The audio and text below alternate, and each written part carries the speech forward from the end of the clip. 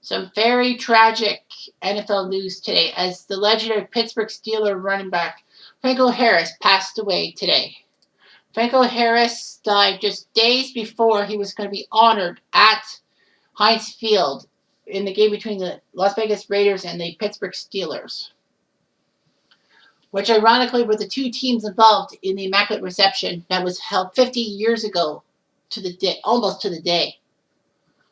Franco Harris was born in March 1950 in Fort Dix, New Jersey. His father served in World War II and was stationed in Italy during the war. But anyway, he married an Italian and they returned to the U.S. after the war. He played for New Jersey in high school and then was blessed to be on Penn State's team under the great Joe Paterno. He was basically a blocker for Lionel Mitchell, but still put up 24 touchdowns for Penn State, including 10 his first year, 1969. He would be signed as the 13th pick in the 1972 NFL Draft. And as a fullback, in fact, he was the first running back taken by a team. The second running back taken was Jeff Kinney by Kansas City. But anyway, Franco Harris was huge for Pittsburgh. In his first season with the Steelers, he was named Rookie of the Year by the Sporting News and United Press International. He put up 1,055 rushing yards. And it was harder, in a sense, in 1972 because they only had 14 games, whereas now we have 17 games. He actually ran for 10 touchdowns, got 4 touchdown passes. He was very popular with Pittsburgh's Italian-American population. Frank Sinatra even was a fan of his, and the fans dubbed themselves Franco's Italian Army and wore army helmets with his number on them. Harris was a legend, being in 9 consecutive Pro Bowls, and in 8 of them he rushed for more than 1,000 yards, breaking the all-time record set by Jim Brown. Harris and Blyer combined with a strong defense to win 4 Super Bowls in 75, 76, 79, 80, winning back-to-back titles twice. He was the MVP of Super Bowl IX, the first ever Steelers Super Bowl win, putting up 158 yards and a touchdown in a 16-6 win over the Minnesota Vikings. He became the first African-American and the first Italian-American to be named Super Bowl MVP. He was a great contributor. His 4 career rushing touchdowns are still tied for second in Super Bowl history, which is amazing.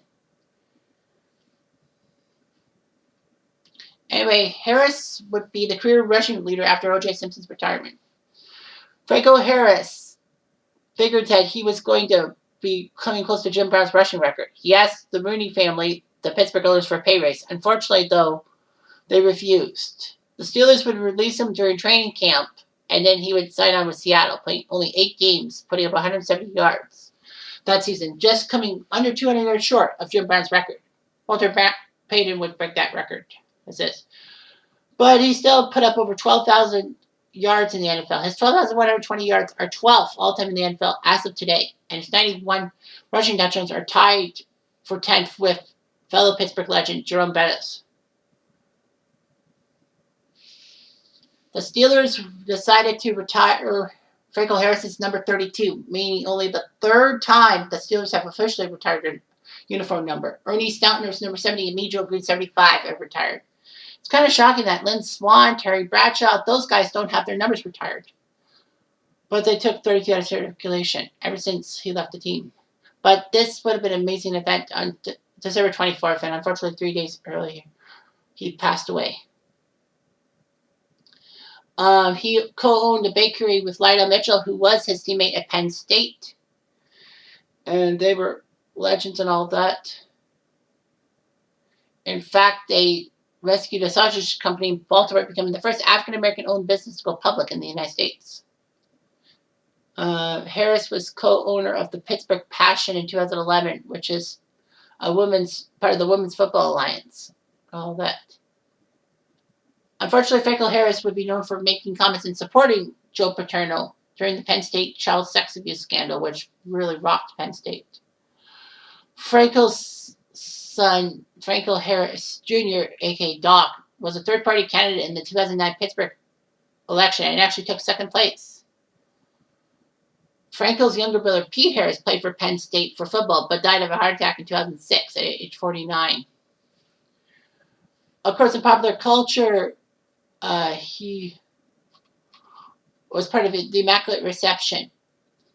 Let me set the scene. Now, of course, I did a sports catastrophe on this play, and I will share it in the description. But as is, with the Raiders up 7-6 with 22 seconds left in the fourth quarter of the divisional round series in Pittsburgh, Terry Bradshaw tried to pass to Frenchie Fuqua, but Jack Tatum apparently deflected the ball, and Franco Harris, off the shoe tops, caught the ball and ran in for a touchdown, and the Steelers won the game 13-7. A lot of people criticized that Franco should not have caught the ball because if it touched Fuqua before Harris at the time, a reception cannot happen with two straight offensive receivers to touch the ball. Unfortunately, the film of the play is inconclusive because of the camera angles and all of that. A lot of camera angles are used nowadays, but 50 years ago, it was a whole lot different thing. So he saved the Steelers. And contrary to popular belief, that did not help the Steelers get the Super Bowl, as they had to face the undefeated Miami Dolphins. Yes, this was the year of the undefeated Miami Dolphins. And the next playoff game, in which they lost. Franco Harris will be sadly missed, and especially in a celebration that he missed out by 3 days. He sadly died today.